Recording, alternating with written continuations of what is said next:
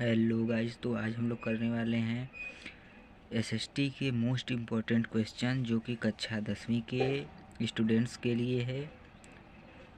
ये जो क्वेश्चन रहने वाले हैं ये प्रीवियस ईयर क्वेश्चंस हैं। आज है, ये 4 पार्ट में होगा। आज पार्ट 1 है, तो 4 पार्ट में होगा: इतिहास, भूगोल, नागरिक शास्त्र और अर्थशास्त्र। तो जिन्होंने चैनल को सब्सक्राइब नहीं किया जल्दी से सब्सक्राइब कर लें, वीडियो को लाइक कर लो और जल्दी से शेयर कर दें। ठीक है, तो चलिए शुरू करते हैं। तो आज है डे 1 और हम लोग शुरू करने जा रहे हैं जर्मनी का एकीकरण की प्रक्रिया का संक्षेप में पता लगाइए। ये पहला क्वेश्चन है, मतलब इम्पोर्टेंट क्वेश्चन है। पहला क्वेश्चन है, देखिए एनसीईआरटी से है। फिर उसके बाद या कर दिया है जर्मनी का एकीकरण कब और कैसे हुआ था। ये 2020 में क्वेश्चन पूछा गया है। और जर्मनी के एकीकरण की प्रक्रिया के बारे में एक संक्षिप्त लेख लिखिए। ये देखिए 2022 में भी पूछा गया है, 23 में भी पूछा गया है और 2024 में भी पूछ सकता है क्योंकि लगातार पूछा गया है। तो इधर देखिए, या जर्मनी का एकीकरण कैसे हुआ। अब जर्मनी का एकीकरण कैसे हुआ, ये 2023 में पूछा है, शायद 2024 में भी पूछ सकता है। तो आइए इसका उत्तर देखते हैं। राष्ट्रवादी भावनाएं, जो राष्ट्रवादी भावनाएं हैं मध्यम वर्गीय जर्मन लोगों में काफ़ी व्याप्त थी। जो मध्य वर्ग के लोग थे जर्मन के, उनमें राष्ट्रवादी भावनाएं बहुत काफ़ी थी। उन्होंने 1848 किस सन में 1848 ईस्वी में जर्मन महासंघ के विभिन्न इलाकों को जोड़कर एवं निर्वाचित संसद द्वारा शासित राष्ट्र राज्य बनाने का प्रयास किया। उन्होंने सन 1848 में जर्मन महासंघ के विभिन्न इलाकों को जोड़कर, मतलब जर्मन महासंघ के जो इलाके थे उनको जोड़कर एक निर्वाचित संसद द्वारा शासित राष्ट्र राज्य बनाने का प्रयास किया। मगर इस पहल को राजशाही और फौज की ताकत ने मिलाकर दबा दिया। लेकिन इस प्रयास को जो फौज की ताकत, मतलब राजशाही और फौज की ताकत जो थी उन्होंने मिलाकर दबा दिया, मतलब रोक दिया। उसका प्रसा के कारण बड़े भूस्वामियों ने भी समर्थन किया। उसके बाद प्रसा ने राष्ट्रीय एकीकरण के आंदोलन का नेतृत्व संभाला। उसका मुख्यमंत्री ऑटो वान बिस्मार्क इस प्रक्रिया का जनक था, जिसने प्रसा की सेना और नौकरशाही की मदद ली। ठीक है। अब 7 वर्ष के दौरान ऑस्ट्रेलिया, डेनमार्क और फ्रांस से 3 युद्धों में प्रसा की जीत हुई। कौन कौन, ये ऑब्जेक्टिव में भी पूछ सकता है। 7 वर्ष के दौरान किन किन युद्धों से प्रसा की जीत हुई, तो ऑस्ट्रेलिया, डेनमार्क और फ्रांस से। ठीक है। और एकीकरण की प्रक्रिया पूरी हुई, तब जाकर एकीकरण की प्रक्रिया भी पूरी हो गई। जनवरी 1871 में वर्साय में हुए एक समारोह में, जनवरी 1871 में वर्साय में एक समारोह हुआ था।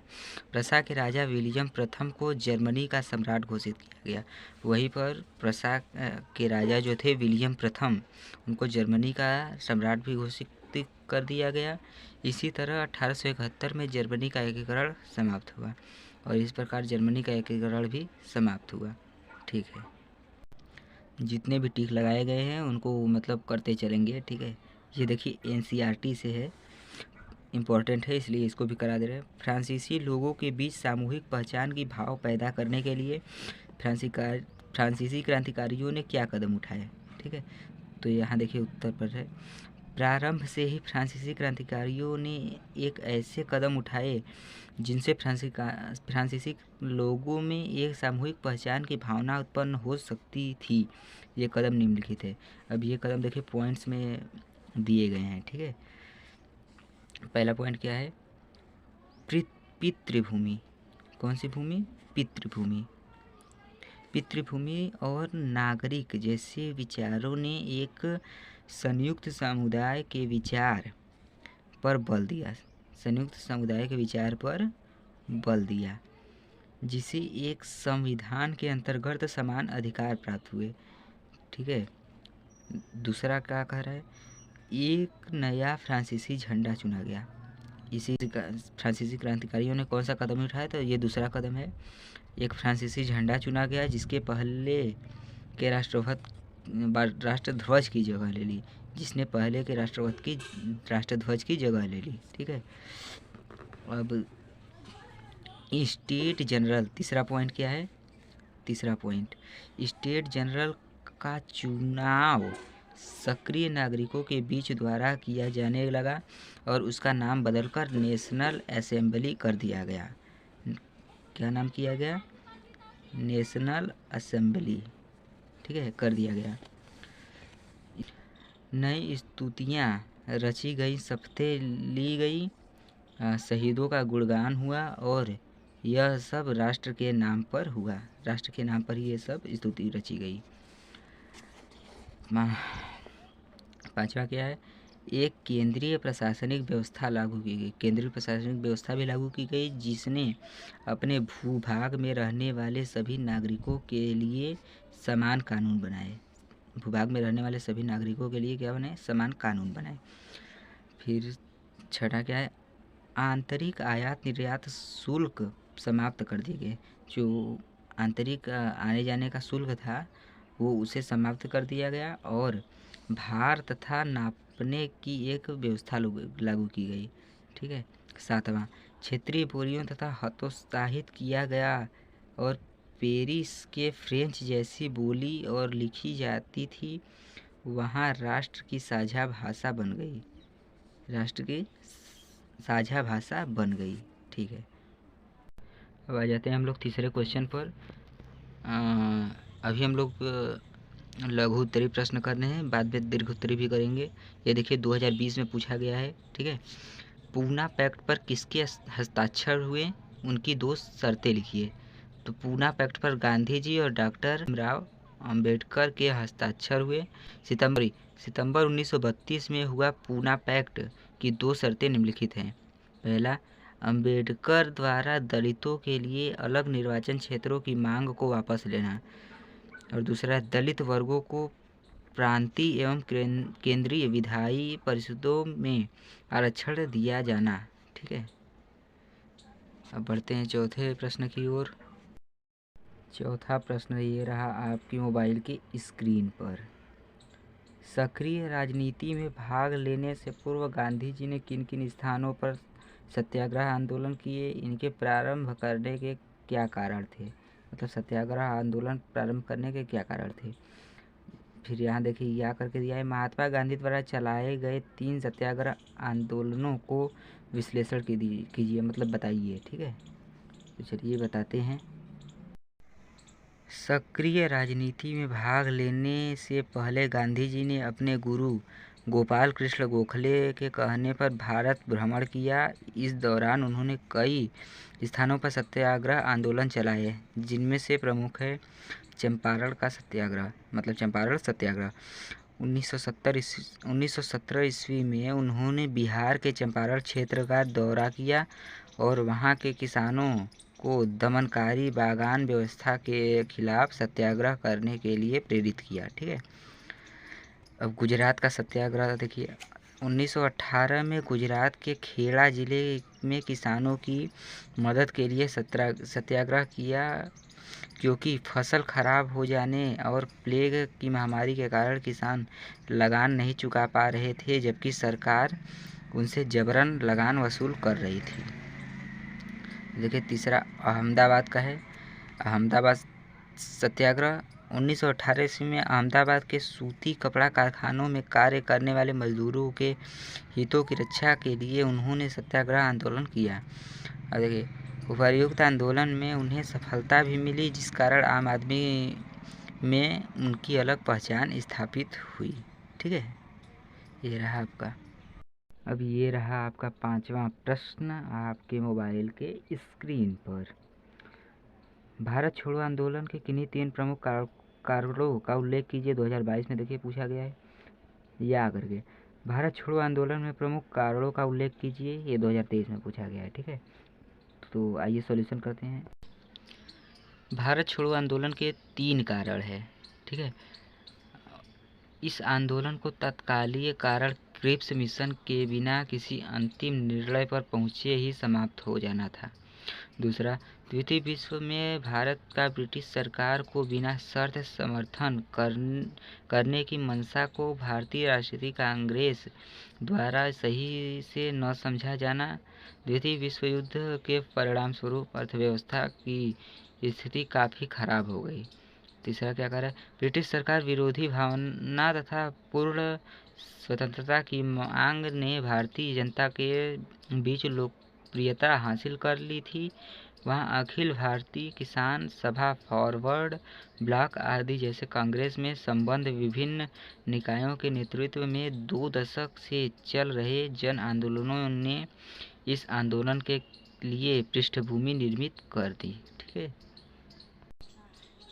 ये रहा आपका छठा प्रश्न आपके मोबाइल के स्क्रीन पर, जो कि है, देखिए यहाँ पर 1 2 3 4 5 6, यहाँ पर आपके 6 क्वेश्चन तैयार हो रहे हैं। 1929 की महामंदी का भारत पर क्या प्रभाव पड़ा, 2020 में पूछा गया है। भारतीय अर्थव्यवस्था पर वैश्विक आर्थिक महामंदी के किन्हीं 3 परिणामों का उल्लेख कीजिए, 2022 में पूछा गया है। भारतीय अर्थव्यवस्था पर महामंदी के किन्हीं 3 प्रभावों का उल्लेख कीजिए, 3 प्रभावों का उल्लेख कीजिए। यहाँ पर परिणामों का है, यहाँ पर प्रभाव का है, 2022 में पूछा गया है। भारतीय अर्थव्यवस्था पर वैश्विक महामंदी के किन्हीं 4 परिणामों का उल्लेख कीजिए, 2023 में पूछा गया है। प्रथम विश्व युद्ध के पश्चात होने वाले आर्थिक महामंदी का भारत पर क्या प्रभाव पड़ा, 2023 में पूछा गया है। भारतीय अर्थव्यवस्था पर आर्थिक महामंदी से के पड़ने वाले प्रभावों का वर्णन कीजिए, 2023 में पूछा गया है। अब इसमें से 1929 की महामंदी का प्रभाव भारत पर भी पड़ा। महामंदी ने भारतीय व्यापार को फौरन प्रभावित किया। 1928 से 1934 के बीच देश के आयात निर्यात घटकर लगभग आधे रह गए थे। 1928 से 1934 के बीच भारत में गेहूं की कीमत 50% गिर गई। शहरी निवासियों के मुकाबले किसानों और काश्तकारों को ज़्यादा नुकसान हुआ। यद्यपि कृषि उत्पादों की कीमत तेज़ी से नीचे गिरी, लेकिन सरकार ने लगान वसूली में छूट देने से इनकार कर दिया। सबसे बुरी मार उन काश्तकारों पर पड़ी जो विश्व बाजार के लिए उपज पैदा करते थे। टाट का निर्यात बंद हो गया। कच्चे पटसन की कीमतों में 60% से ज़्यादा गिरावट हो गई। मंदी के इसी सालों में भारत कीमती धातुओं खास तौर से सोने का निर्यात करने लगा। 1931 में मंदी अपनी चरम सीमा पर आ गई और ग्रामीण भारत असंतोष व उथल-पुथल के दौर से गुजर रहा था। यह मंदी शहरी भारत के लिए अधिक दुखदायी नहीं रही। कीमतें गिरते जाने के बावजूद शहरों में रहने वाले लोगों की हालत ठीक रही, जिनकी आय निश्चित थी।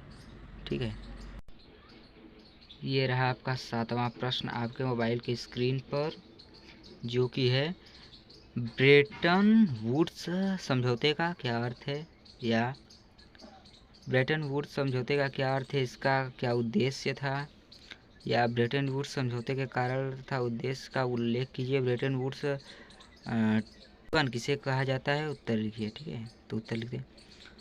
उत्तरोत्तर अंतर्राष्ट्रीय आर्थिक व्यवस्था का मुख्य उद्देश्य यह था कि औद्योगिक विश्व में आर्थिक स्थिरता एवं पूर्ण रोजगार बनाए रखा जाए। इस फ्रेमवर्क पर जुलाई 1944 में अमेरिका स्थित न्यू हैम्पशर के ब्रेटन वुड्स नामक स्थान पर संयुक्त राष्ट्र मौद्रिक एवं वित्तीय सम्मेलन में सहमति बनी थी। इसी को ब्रेटन वुड्स समझौते के नाम से जाना जाता है। ठीक है, सदस्य देशों के विश्व व्यापार में लाभ और घाटे से निपटने के लिए ब्रेटन वुड्स सम्मेलन में ही अंतर्राष्ट्रीय मुद्रा कोष की स्थापना की गई। युद्धोत्तर पुनर्निर्माण के लिए पैसे का इंतजाम करने के लिए अंतर्राष्ट्रीय पुनर्निर्माण एवं विकास बैंक का गठन किया गया। इसी वजह से विश्व बैंक और IMF को ब्रेटन वुड्स संस्थान एवं ब्रेटन वुड्स ट्विन भी कहा जाता है। इसी आधार पर युद्धोत्तर अंतर्राष्ट्रीय आर्थिक व्यवस्था को अक्सर ब्रेटन वुड्स व्यवस्था भी कहते हैं। ठीक है, ज़्यादा से ज़्यादा मेरे चैनल को सपोर्ट कीजिए, चैनल को सब्सक्राइब कीजिए और वीडियो को शेयर कीजिएगा। और अब इस क्वेश्चंस का अगर आपको पीडीएफ चाहिए तो मैं डिस्क्रिप्शन में व्हाट्सएप चैनल और टेलीग्राम का लिंक दे दूँगा, उसे जाकर ज्वाइन कर लीजिएगा और वहीं पर मैं अपलोड करूँगा। तो थैंक यू, आगे कल क्वेश्चन करेंगे। ठीक है, धन्यवाद। चैनल को सब्सक्राइब ज़रूर कीजिए, लाइक कीजिए वीडियो को और शेयर कीजिए। Thank you.